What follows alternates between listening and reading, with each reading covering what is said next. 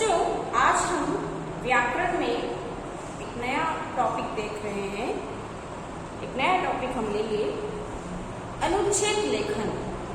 अनुच्छेद लेखन क्या होता है? अनुच्छेद क्या होता है?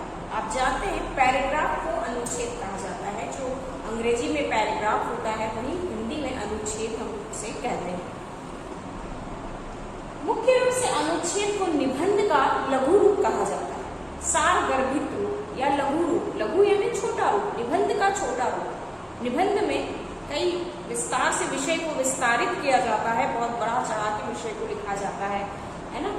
और यहाँ पर अनुच्छेद में शब्द सीमा होती है, सीमित शब्दों में उसे लिखा जाता है। तो निबंध का लघु रूप हम इसे कह सकते हैं, निबंध का छोटा रूप अनुच्छेद। लेकिन अनुच्छेद लिखते समय हमें कुछ बातों का विशेष ध्यान रखना चाहिए कि आप यदि पैराग्राफ लिख रहे हैं, अनुच्छेद लिख रहे हैं, तो आपको कुछ विशेष बातों का अवश्य ध्यान रखना चाहिए।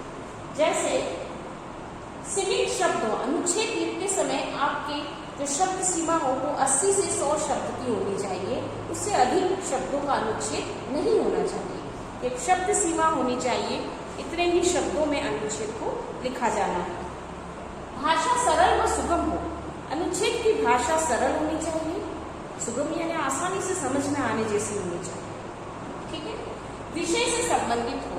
अनुच्छेद जिस किसी विषय पर आप अनुच्छेद लिख रहे हैं तो वह विषय से संबंधित ही होना चाहिए और इधर उधर की बातें उसमें नहीं होनी चाहिए। एक रूपता हो, पूरा जो अनुच्छेद हो वह एक रूपता उसमें दिखाई दे, एक जैसा वह दिखाई दे। ऐसा नहीं कि ऊपर आपने कुछ और शुरू किया है, नीचे बीच में कुछ और है, नीचे कुछ और है, ऐसा कुछ मिक्स उसमें दिखाई नहीं देना चाहिए। विषय से संबंधित हो, एक रूपता उसमें हो, भाषा की एक रूपता हो, एक ही तरह की भाषा का अच्छे से प्रयोग किया गया हो, भाषा सरल हो, सुगम हो और शब्द सीमा का विशेष ध्यान रखा जाए। निबंध की तरह बड़ा ये नहीं होता, निबंध का लघु रूप होता है, छोटा रूप होता है। ठीक है, इसे ही हम अनुच्छेद कहते हैं।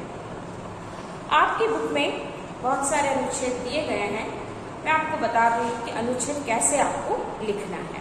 अनुच्छेद में बच्चों कोई ऐसा टॉपिक फिक्स नहीं होता कि आपको इसी टॉपिक पे जो आपकी बुक में दिए गए हैं उन्हीं में से दे दी जाए। कोई भी टॉपिक इसमें पूछा जा सकता है।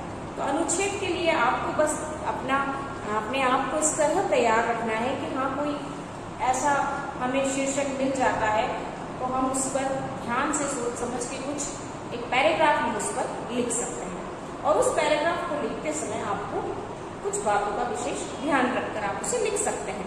इतना आपको तैयारी रखनी है। तो जैसे एक उदाहरण के लिए हमने पुस्तकालय शब्द लिया, पुस्तकालय शीर्षक लिया, इस पर हमें अनुच्छेद लिखना है। तो अनुच्छेद लिखने के लिए आपको कुछ संकेत बिंदु भी दिए जाते हैं। जब एग्जाम में अनुच्छेद पूछे जाते हैं तो रूपरेखा या संकेत बिंदु उसमें दिए जाते हैं ताकि उनकी सहायता से, उन पॉइंट्स की सहायता से आप उस अनुच्छेद को लिख सकें। शब्द भाषा आपको अपनी बनानी होगी, है ना, अपनी तरह से भाषा का उपयोग करना है, लेकिन आपको एक वे मिल जाता है कि इस वे पर चलकर आपको पूरा पैराग्राफ तैयार करना है। ठीक है, तो ये तो बहुत आसान हो जाता है हमारे लिए कि यदि हमें वे मिल गया तो हमें कुछ नहीं करना, बस वो पॉइंट्स देखते जाना है और हमें लिखते जाना है। तो यहाँ पर जैसे पुस्तकालय है, अब इसके संकेत बिंदु दिए हैं। संकेत बिंदु के आधार पर किस तरह से हम अनुच्छेद लिख सकते हैं। पुस्तकें मनुष्य की मित्र, पुस्तकों द्वारा ज्ञान मंथन, पुस्तकों का भंडार। पुस्तकालय के बारे में इन 3 बिंदुओं के आधार पर हमें एक अनुच्छेद लिखना है। जैसे हम स्टार्टिंग करेंगे कि पुस्तकें मनुष्य की मित्र होती है।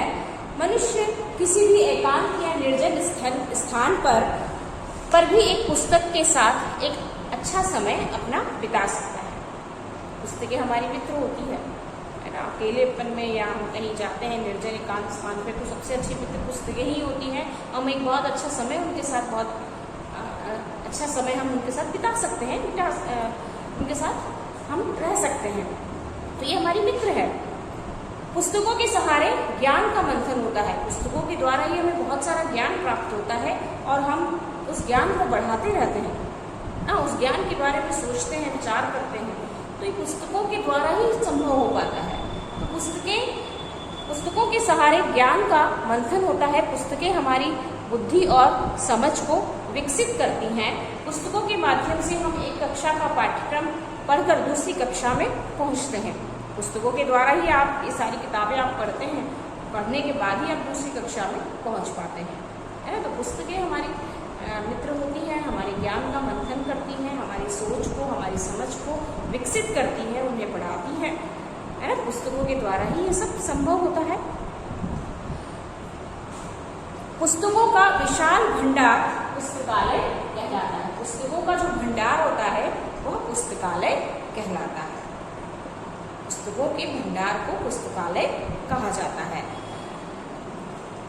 हमें पुस्तकालय में सभी विषयों की पुस्तकें रखी जाती हैं। आपके यहाँ पर पुस्तकालय में लाइब्रेरी, है ना, कंफ्यूज नहीं होगा, लाइब्रेरी को ही पुस्तकालय कहा जाता है।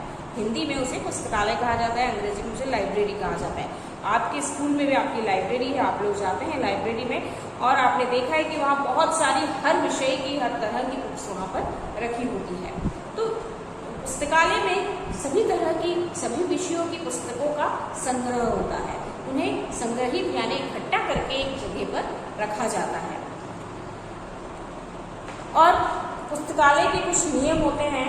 पुस्तकालय में आप जाते तो वहाँ कुछ नियम होते हैं कि हमें निर्धारित समय पे, जो समय पे हमें जो किताब हमने ली है पुस्तकालय से, वह किताब हमें निर्धारित समय पर वापस लौटानी है।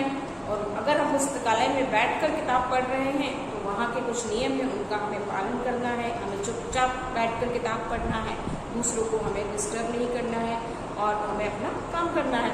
तो इस तरह के कुछ नियम पुस्तकालय के होते हैं, हमें उन नियमों का पालन करना चाहिए। पुस्तकालय वह स्थान है जहाँ हमें शांति मिलती है। जिस प्रकार अनेक मित्रों के बीच बैठकर हम स्वयं को भाग्यशाली समझते हैं, उसी प्रकार पुस्तकालय में बैठने वाले भी भाग्यशाली होते हैं। इस तरह से पुस्तकालय का एक अनुच्छेद पूर्ण हुआ। इतनी ही बातें इन संकेत बिंदुओं के आधार पर आप जितना लिख सकते हैं उतना ही लिखेंगे। 80 से 100 शब्दों की शब्द सीमा इसमें नहीं होनी चाहिए, ठीक है। इतने ही शब्द उसमें हो इन तीनों संकेत बिंदुओं को कवर कर ले, ठीक। तो एक अनुच्छेद इस तरह से लिखा जाता है। दूसरा एक उदाहरण हम ले, भारत की संस्कृति। इस पे इन संकेत बिंदुओं के आधार पर अनुच्छेद लिखना है। भारत की प्राचीन संस्कृति, उन्नति का मार्ग, एक मिसाल के रूप में हमारी संस्कृति। इन तीनों बिंदुओं के आधार पर हमें एक अनुच्छेद भारत की संस्कृति पर लिखना है। भारत की संस्कृति विश्व की सबसे पुरानी संस्कृति मानी जाती है। प्राचीन यानी पुरानी, सबसे पुरानी संस्कृति मानी जाती है। मूल रूप से यह वैदिक युग से आरंभ हुई। धीरे धीरे समय के साथ इस पर विभिन्न धर्म, संप्रदाय, जाति, मत और आचार विचारों का प्रभाव पड़ता गया। गंभीरता से देखें तो हमें इस संस्कृति की परिपक्वता का ज्ञान होगा। परिपक्वता यानी मैच्योरिटी, कितनी अधिक विकसित हो गई है, कितना विकास इसका हो गया है। इसमें व्यक्ति, परिवार, समाज और विश्व की उन्नति के मार्ग दिखाए गए हैं। हमारे देश की संस्कृति में प्रेम और सहिष्णुता के जो पाठ सिखाए गए हैं वह विश्व के सामने एक मिसाल है, एक उदाहरण है। मिसाल यानी उदाहरण, एक एग्जाम्पल है। वो हमारी संस्कृति सभी पूरी दुनिया के सामने एक एग्जाम्पल है। समन्वय का भाव हमारी विशेषता है। समन्वय का भाव, समन्वय यानी सभी के साथ मिल जाना, मिलजुल कर रहना। इसी के कारण हम नए ज्ञान, भाव और विचारों को संस्कृति का हिस्सा बनाते रहते हैं और पुराने भी उसमें जोड़े रखते हैं। धर्म, आस्था, अध्यात्म और अहिंसा जैसे गुण हमारी संस्कृति के आधार हैं। तो इस तरह से इन बिंदुओं के आधार पर हमारा अनुच्छेद पूर्ण हुआ। तो ये इन बिंदुओं की सहायता से ही आपको अनुच्छेद लिखना है। इन बातों का आपको ध्यान रखना है। 2 अनुच्छेद मैंने आपको यहाँ उदाहरण के रूप में बताए हैं और बाकी के आप अपने खुद स्वयं लिखेंगे। मैं आपको बता रही हूँ कॉपी में कौन कौन से अनुच्छेद लिखना है, तो आप उन अनुच्छेद को खुद स्वयं से लिखेंगे और उसका अभ्यास करेंगे। तो बच्चों, ये 2 अनुच्छेद आपको दिए जा रहे हैं, आपको अपनी कॉपी में इन्हें लिखना है। पहला है राष्ट्रीय पर्व। संकेत बिंदु है इसके, भारत के प्रमुख पर्व, राष्ट्र से संबंध, अनेक राष्ट्रीय पर्व। इन बिंदुओं का ध्यान रखते हुए आपको अनुच्छेद लिखना है। अनुशासन का महत्व। अनुशासन का अर्थ विद्यार्थी के लिए अनुशासन और अनुशासन क्यों जरूरी है, इन तीनों बिंदुओं के आधार पर आपको इस अनुच्छेद को लिखना है। तो ये दोनों अनुच्छेद आप अपनी कॉपी में करेंगे, अपने मन से ही करना है आपको। इन बिंदुओं को ध्यान में रखते हुए आपको अनुच्छेद में शब्द सीमा 80 से 100 की होनी चाहिए। विषय का पूरा ध्यान रखें किस विषय पे लिख रहे हैं, और भाषा सरल होनी चाहिए। इन सभी का ध्यान रखते हुए आपको ये 2 अनुच्छेद अपनी कॉपी में कंप्लीट करना है।